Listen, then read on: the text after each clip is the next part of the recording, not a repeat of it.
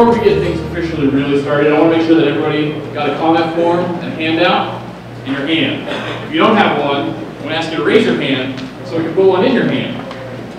The reason why I'm so adamant about this is because not only does the handout itself contain all of the materials that we have on our boards here today, with a little bit more information, but it also contains a comment form. This comment form is the best and absolute most effective way to get your comments into ODOT. Now, this being a formal hearing, we also have a court reporter with us tonight. They'll take verbal comments and then write them down. We've also got a voice recorder if you just want to speak into a microphone and talk for a little bit, let us know. But this is in writing as well, but this is in writing in your words. And not only can you fill these out tonight, but when you go home for the next 2 weeks, you can fill it out online. And it'll come to our Environmental Programs Division, where they'll collect them. So you don't have to fill out your comments tonight. You can take it home and think about it.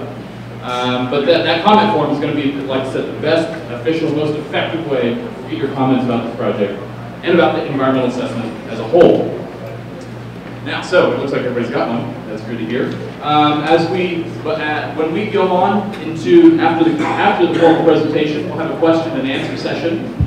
During that question and answer session, if you have a question or a comment, or if you just want to tell us how much you love this project, then we have a microphone up here in the back corner, and then we're going to ask you to step up to the microphone and to verbalize that comment or question.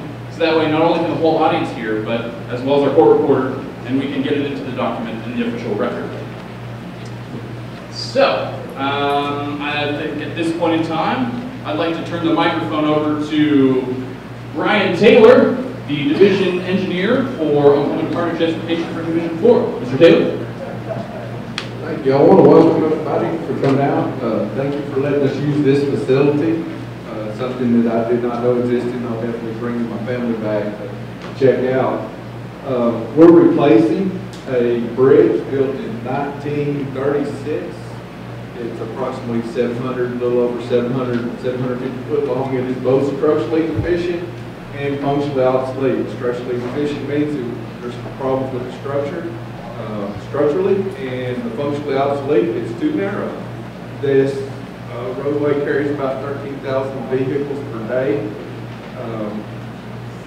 and we're really happy to be here to talk to you about it. I encourage everybody to get your comments turned in. Also encourage you to put those in writing. There's a couple of people I want to introduce. I know we do have the Mayor of Guthrie with us this evening, Mr. Mark Spradlin. Are you okay with me setting up right here? Huh? Are you okay with me setting up so close to this? Want to introduce a few people. Our city managers, Serena's right up here in the middle of the second row. She's here with the city. We've got Renee Spinato from planning. We've got Maxine Pruitt from facilities. We've got Cheryl Paget, Ward 3, city council person. We have police chief Damon Devereaux back here hiding. We have the famous police chief. Fire chief. Back here on the back. Fire chief, sorry, it's different sometimes. Don't insult him like that. And two of the most important people here, Aaron Ryburn and Tim Ogren, running the cameras and the microphones and everything. So they've been here working, setting up, they're going to keep it going. And we also have the person here that's responsible for most of the traffic jams, our school superintendent. Running those buses over the bridge doesn't help. And just next to him is his favorite buddy, Laverne Dowding, so from the bank first. So other than that, I hope I didn't miss anybody that I saw come in from the city. A few other police officers and people running around, whatever. So Cheryl. Yeah, Cheryl Paget, yeah, I got her. She needs to be introduced twice. So. Yeah. All right. Fine, thanks, sir. Thank you, Mayor. There's also two of my predecessors are here tonight. One of them was here when the project was originally put into the program. The other was here for the last public meetings, and so we're honored tonight to have the Director of Operations for the Department of Transportation and the Chief Engineer. Casey and Brother Paul, would y'all like to say a word? Thanks, Brian. just a pleasure to be here, and it really is exciting to see this project moving on, and it was something that we knew was very, very important to the community many, many years ago, and we're at the threshold of being able to make it a reality, and look forward to that. I was here for a couple of the rehab projects we've had to do on it to get us to this point, so I'm very happy to say we're to the point where we're about to get to where we can start buying the properties and move forward with constructing the bridge. And I think there's certainly been a lot of folks in the audience who have supported that over the years, and I just wish we'd got to it sooner. There's a lot of details to this bridge and a lot of things to work out. And, you know, this is kind of a unique, special community, so we're glad we're able to do the right thing and be happy to move forward.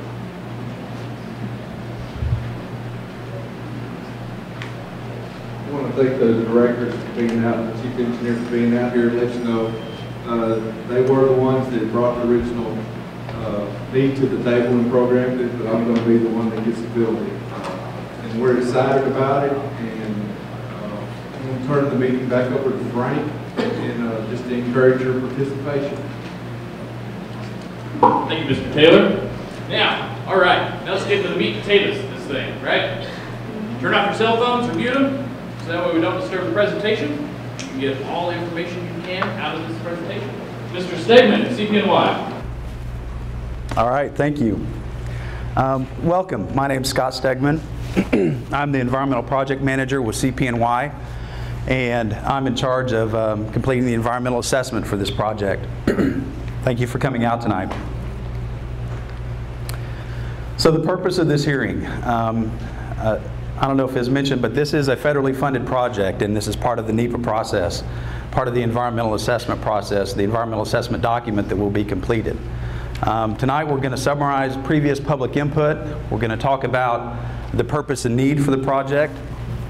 We're going to talk about the alternatives that were considered. We're going to present the preferred alternative and discuss the social, economic, and environmental impacts of the preferred alternative. And then we hope to get some input from y'all on the project. So the previous meetings held, the first one was in June 2009. The public indicated strong support for the bridge replacement, indicated the need for the reduced flooding and overtopping of State Highway 33, and you also wanted to keep the road open if possible during construction. ODOT came back out in May of 2012, and we presented an option of building on an offset alignment to the south, which is the preferred alignment. You talked about a need to accommodate bicycles and pedestrians on the new facility, and there was overall general support of the project. So discussing the project need, back to what Brian was mentioning before. This is a structurally deficient bridge. You have a lot of sight distance issues and safety concerns as a result of the poor vertical geometry at the endpoints, as you can see in the photo to the right. And I'm sure you're familiar with the temporary closures due to the overtopping of State Highway 33 due to flooding. And being a two-lane bridge, you also have a lot of traffic congestion on the bridge. So the purpose of this project, it's to provide a structurally safe bridge that is safe to travel on and is not load posted. Want to improve the safety by improving the sight distance and the geometry of the bridge at the endpoints. We want to reduce the road closures caused by the overtopping on State Highway 33. And we want to improve the mobility and efficiency for traffic, including emergency vehicles going to the hospital located on the west side and school buses that traverse the bridge every day. This slide shows our environmental study area, and it kind of extends. This is a study area. This is not proposed right-of-way. We're starting at 12th Street, extending all the way to Division on the west, and it kind of extends a half block north of Noble Avenue and then down to the Cottonwood Creek and a couple of blocks. So again, talking about the existing bridge. It's a narrow bridge built in 1936, which is the WPA era. It's a historic bridge, narrow, as you're familiar with, I'm sure, 3-foot wide sidewalks on both sides. As Brian mentioned, it's structurally deficient, and it's also functionally obsolete, which means, as he indicated, that the lanes are very narrow. And as I mentioned before, you have the road closures due to the poor pavement condition and the overtopping from flooding. I'm going to talk briefly about Section 4F and Section 106. Section 4F of the DOT Act is a regulation that provides protection to public resources such as parks, historic properties, wildlife management areas, things of that nature. And whenever a project is going to impact those type of properties, you have to go through a process that analyzes why you can't avoid impacts to the property. And if you can't avoid impacts to the property, you're required to minimize and potentially mitigate for those impacts. Section 106 of the National Historic Preservation Act also requires that projects that are federally funded take into account effects on historic resources. These are the Section 4F properties that we identified within the project vicinity. The red area around the entire area here is the Guthrie Historic District, the National Register Historic District. The blue shaded area, as I'm sure you're familiar with, is the National Historic Landmark District. The bridge itself is a Section 4F property. It is individually eligible as historic. And then we have the Cottonwood Flats recreational area north of State Highway 33 and west of Cottonwood Creek. All of these are Section 4F properties. So I'm going to talk about the alternatives that were considered during the 4F process. The first one that we looked at was to retain the existing bridge as a bike and pedestrian bridge. You would construct a new full bridge, the complete bridge to the north of the existing bridge, and leave the existing bridge in place as a bike and pedestrian facility. This would require extensive funding for maintenance, and also to bring it up to standards for the structural deficiencies to ensure that it's safe to traverse on. We did not consider placing the new bridge alignment to the south due to the direct impacts to the National Historic Landmark District. Second alternative we looked at was a north alignment. That would construct a new bridge on the north side and then complete construction of the entire new bridge and then remove the existing bridge. That would be due to potential of the old bridge falling in and damaging the new structure, is why you would remove the existing bridge. Next one we considered was a south alignment, building the new full width of the new bridge completely on the south offset and leave the existing bridge in place. Again, as I mentioned, this would have direct impacts to the National Historic Landmark District. As an offshoot of that, ODOT considered a partial offset on the south alignment. Would construct the new bridge on a 25-foot offset to the south, 25 feet offset of the center line, minimizing the footprint, allowing to remain it open during construction. So what they would do is they would build the new bridge, half of the new bridge to the south, put traffic on that, take out the old bridge, and then build the other half of the new bridge. And that is the preferred alternative. The existing bridge would be removed. This chart kind of shows a comparison of the different alternatives and their impacts to the 4F resources. And when you compile this chart, the least overall impactful to the 4F resources is the partial offset alignment to the south, which is the preferred.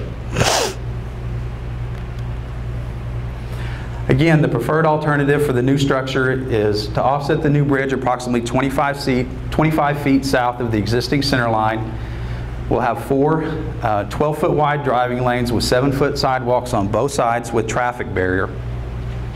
The bridge height would be raised approximately 10 feet to ensure clearance for the railroad crossing and also to reduce flooding. And again, the bridge would be constructed one half at a time in order to maintain through traffic during construction. This is the proposed typical section for the new structure. As you can see, 7-foot wide sidewalks with traffic barrier on both sides. And these would be the driving lanes, and there would be 4 driving lanes across this width. Looks like 52 feet. So now I'm going to hand it over to Catherine St. Clair with our group, and she's going to talk about the cultural resources impacts. All right. Thank you, Scott. I'm going to go over some of the impacts on cultural resources from the preferred alternative. And under Section 106, we identified that there's a potential for adverse effects on the Cottonwood Creek Bridge and the Guthrie Historic District. And it was determined that the project may have the potential to adversely affect the National Historic Landmark District as well. For these reasons, a memorandum of agreement was executed to minimize and mitigate these adverse effects on cultural resources. And the MOA, or Memorandum of Agreement, was signed by a variety of folks, including FHWA, ODOT, City of Guthrie, Preservation Oklahoma, the State Historic Preservation Office, Advisory Council, National Park Service, and the Logan County Historical Society. The Memorandum of Agreement entails several steps that will be taken to minimize or mitigate the adverse effects, including it's called a Historic American Engineering Record documentation. It's an intensive level documentation process which will be done for the bridge itself. It's large format archival photographs, historic context and write-up, and that will be provided to the National Park Service as well as the Territorial Museum for their collections. In addition, there's 11 buildings within the historic district that would be removed, and they're considered contributing properties to the district. For that reason, we'll be documenting those as well with archival photographs and documentation, also providing to the Territorial Museum for collections. And in this process, we'll be conducting a survey of the National Historic District. It was originally surveyed in the late 80s, and it's time for an update. And with that survey effort, we'll be providing or producing a GIS layer that will hopefully be a useful tool for the city planning efforts as well. In addition, we'll be designing and installing an interpretive kiosk that will have some information on what the old bridge used to look like and the construction efforts that took place in 1936 for the old bridge. Also, it was determined under the preferred impact, or the preferred alternative, a potential for visual impacts that we need to address. Visual impacts would be considered non-direct or indirect impacts, such as what will this bridge look like from the National Historic Landmark District.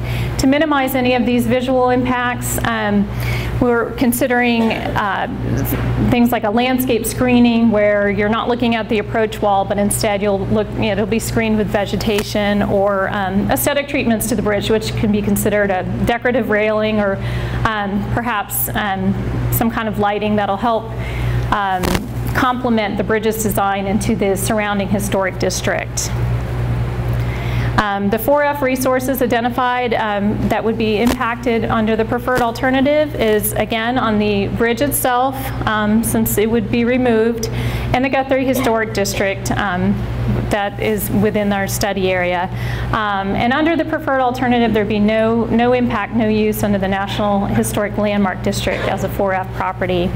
And as Scott mentioned in the chart he showed earlier, we compared all the alternatives, and it was determined that the preferred alternative did minimize impacts to the Guthrie Historic District as well. And I'm going to pass it back over to Scott to talk about the Cottonwood Flats area. Thank you, Catherine. As I showed on the graphic earlier, another one of the 4F resources that we had to take into consideration is the Cottonwood Flats recreational area. This is located on the north side, as I'm sure you're familiar, of State Highway 33. The project would acquire approximately 1 acre of the Cottonwood Flats recreational area. It was determined that due to the fact that we're not acquiring any ball fields or RV hookups or anything of that nature, that it would be determined what's called a de minimis or a minimal impact to the recreational area for the Section 4F. However, the parkland was also acquired using funds from what's called the Section 6F. And the Land and Water Conservation Act fund requires that anytime you are converting parkland acquired using those funds, that you have to replace that land with land of equal value. So what we have done is we have, this is the Cottonwood Flats recreational area right here is outlined. This little portion right here is 1 acre parcel highlighted in blue that we'll be acquiring and needed for the project. What we've proposed to do is replace that land with land down here about 1.5 acres, which would be connected to the Cottonwood Flats on the north side via a sidewalk that would go underneath the new bridge along 5th Street. This proposal has been approved by the National Park Service. Additional impacts of the preferred alternative. We've estimated that there would be 23 commercial relocations anticipated and 12 residential relocations. All of these relocations will conform with the Uniform Relocation Act. There was a noise study done that determined that there would be 25 residential, a daycare, 1 funeral home, and 2 places of worship that would be impacted in the future condition. As a result of that noise study, it was a barrier analysis was required to determine whether or not mitigation or reducing the noise would be feasible.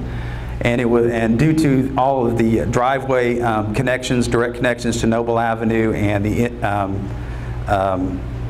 intersection connections with the side streets, that mitigation would not be feasible and you would not achieve the noise reduction that's required. Flood zone, there would be a very slight increase, less than 1/2 inch to the base 100-year floodplain upstream. This would be mitigated by the acquisition of right-of-way upstream of the new facility. No insurable structures are within the special flood hazard area in the affected reach, and local coordination will be conducted for the flood map, for any flood map revision required. Hazardous waste, there was some subsurface contamination identified in the vicinity of 6th Street associated with a former auto repair facility and a gas station, I believe. Any contaminated material generated as a result of the project will be properly handled and disposed of. Again, pedestrians and bicyclists will going to have 7-foot wide sidewalks on both sides of the bridge and extending along the roadway as well, and they will be fully ADA compliant with ramps and everything. So this graphic kind of shows some of the changes in access, if you will, as a result of the preferred alternative. Starting at 8th Street on the west side, you will be able to access State Highway 33 or Noble Avenue from 8th Street going eastbound or westbound. 7th Street, the bridge is the approach roadway fill is starting to rise up, and so this intersection will be closed. You won't be able to go through at 7th Street. 6th Street will also be closed. That's where the bridge structure will be located. 5th Street will be a through street, although you won't be able to access Noble Avenue or State Highway 33 from there, as it will be under the bridge. Down here at 2nd Street, going northbound on 2nd Street will require a turnaround due to the retaining wall located as the bridge is coming back down to grade right through here. Southbound on 2nd Street, traffic will be routed west along the side street here and then underneath the bridge, similar to the condition now, and you'll be able to access downtown area. 1st Avenue will be full access. You'll be able to turn left or right or eastbound or westbound on 33 at 1st Avenue. Or 1st Street, excuse me. Some temporary construction impacts of the project. As I mentioned, the road will remain open during construction. Some of the temporary construction impacts are going to be congestion. There's going to be work trucks in the area. There's going to be concerns in those construction areas. There's going to be noise and dust. ODOT and their contractor will provide signage that will inform the drivers of any temporary lane closures or construction hazards in the area. Temporary access to homes there may be some temporary restrictions, if there's a driveway or something that's being poured, something like that. But all properties will remain accessible during the project. So project schedule. Completing this hearing tonight, we'll have a 2-week comment period. Once we gather those comments, we'll be able to wrap up the environmental assessment, get it over to Federal Highway, who will have to approve it, and that will be conducted this summer. Once that is done, ODOT can come in with their right-of-way process and begin the appraisals and acquisitions and eventually the utility relocations in the corridor. which is currently scheduled, the project is currently scheduled for construction letting in 2016. So again, the EA is available for your review at these locations. This is your final opportunity for public comment. We would like to have the comments back by May 22nd. You can write down your comments and turn them in tonight. Again, we have a court reporter over here who would be happy to take your verbal comments. And you can also get on ODOT's website. We have the environmental assessment uploaded on that website. We will have this presentation uploaded on that website, and there's also an electronic form that you can fill out on the website. And I think that web address is on your handout forms. So with that, I'd like to wrap up my portion of the hearing and turn it back to Frank for some questions and answers, and thank you very much. Before we go to the questions, I want to thank Richard with the Oklahoma Sports Museum for letting us use this facility. This Oklahoma Sports Museum operates on donations only, and he's been, we are very thankful that he's letting us use this facility free of charge. But afterwards, if you'd like to, after the formal hearing has been conducted, if you'd like to walk around and take a look at the museum and see some of the artifacts and memorabilia that's around, please feel free. He encourages your attendance as well as word of mouth to let your friends and relatives know that this place exists, and it's wonderful. I love it myself. So, do we have any questions or comments? Yes. Before you start, though, can I ask you to say your name? Kent. Kent? Kent what? Kent Denham. Denham. Kent Denham. Yes, sir. I own a bicycle shop, and I've been concerned for a number of years. So the time frame appears to be 2014 to 2016 for property acquisition. Is there a end that you start and finish? For example, we start at the west end, work towards the east, or is it just a situation where you approach the business or resident with the catch the That's a good question. Lamont. Yes, sir. How can we answer that question? Lamont Carter with the right-of-way relocation grant. It has to do with the acquisition folks in particular. Come to the mic, please. Okay. It has to do, what you're speaking of in general, sir, is an acquisition question. And in the acquisition phase, it will be, if you will, a shotgun effect for all those landowners that will be affected. You will all be notified through mail at the same time. And then after that, whichever service contractor that we have contracted or put in place to talk with you and discuss the negotiation process, that's when they'll come to visit you, and it will be at your availability. So when they call, please make arrangements to have an appointment with them so they can discuss the offers that have been made to you, and you can start the negotiation process from there. Does that answer your question, sir? We're going to have to say yes or no. Okay. Summer's a long time. Yes, it is, sir. And people are people, and negotiations take a long time. And so that's why that's built in to that. Okay, so is there a month that it will begin? The summer, not a specific month per se. Okay, well, summer starts sometime this month. Okay. So, as the gentleman said, after the environmental assessment has been signed off by the HWA, you'll be hearing from us. How are we going to be hearing from? Hold on a second. Hold on. Let me get your name. I'm sorry, Linda Dunham. Linda Dunham. Yes, I was not notified of this meeting, and I work now. But I'm an owner of property on Noble, so how am I going to be notified? We're pointing to go. Greg Massey. I mean, is it Can you answer that mail? question? Are you going to call me?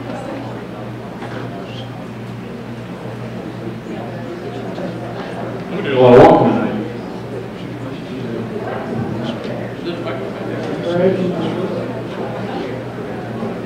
If you're an actual property owner on the project, Yes. we've actually pulled title for this, for what we have right now as part of parcel code. and we will have addresses and phone numbers for every single property owner that's affected. And once the appraisal process is finished, you'll get a letter first off NOI that says we're coming out with projects this weekend. And then once the appraisal is either done, or if you're a waiver parcel, you'll get a letter from our consultant that will let you know, or a phone call preferably, and then they will follow up with you in person, they can schedule time. But So let's try again, one more time, I'm sorry. I was not notified of this meeting, so I was missed. But I don't have a bill.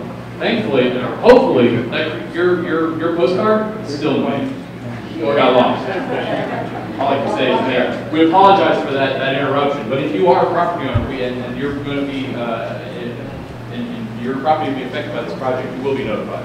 Yeah. Frank, let's get her name, address, and phone number tonight, and Okay. make sure that it's I really did put Yep. that there again. All right, any other comments or questions? Yes, ma'am. So they're suggesting that we use the mic in the back.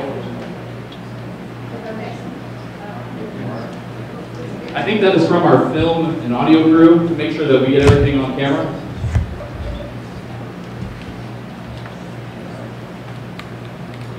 My name is Debbie Prater. I'm at the corner of Noble and Position. That would be Highway 33 and just a block west of Highway 77. My business is not showing that it's actually going to be affected. I am in the red area though. So basically my question is, as far as I'm concerned, is how is it going to affect my business at the corner of Noble and Division as far as traffic flow? Will it be rerouted around that corner at any time from any direction? And is my business going to be affected? I have a Staples Cafe. Oh, Steve, I love that restaurant so much. Oh my goodness. I eat that chili mac like it's going out of style. Well, let's see here. Who can answer that question? That's a good question. Mr. Taylor, you want to tackle that? I believe the best way to do it is when we personally visit you. There's going to be, that's a tough answer. You will definitely be inconvenienced. There will be construction and detours and shifting traffic to get them into the proper lane. So there will be a lot of construction activities. Although the new construction may not impact your business, you will definitely be inconvenienced by the construction. I think it would be best if I visited you one-on-one and brought the plans upon the plans being prepared and present you with what our activities are for the area. Okay. When will you be doing that? As soon as you get a phone call from him. I would hold it. There's a certain time frame that we can actually start doing a lot of work after this meeting, and we can prepare our final plans and get them to a point where I can answer a lot of questions right now. Some of those questions I can answer. And I also have, I noticed we have the division construction engineer here with us this evening. Joe, you raise your hand. And also the division program manager, Daniel Gwynn. Both those guys are a big help to me. And probably Joe and myself would be the ones to visit with you one-on-one. But we can do that tonight. We can start tonight.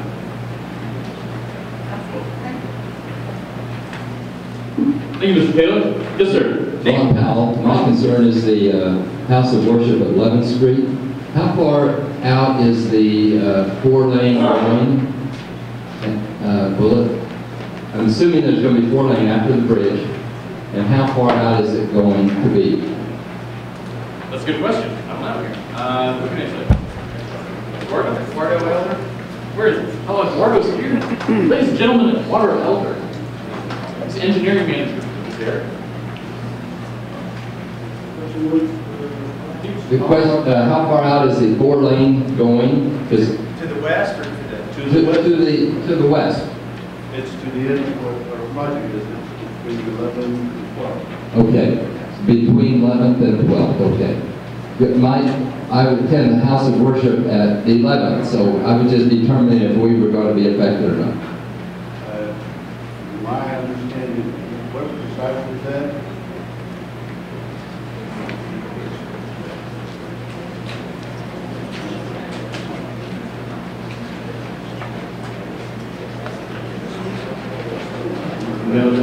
No B&E right away.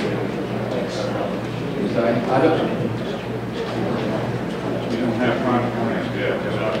There is no. Do you want to be affected out of temporary right away to connect that right away? Okay. That's all.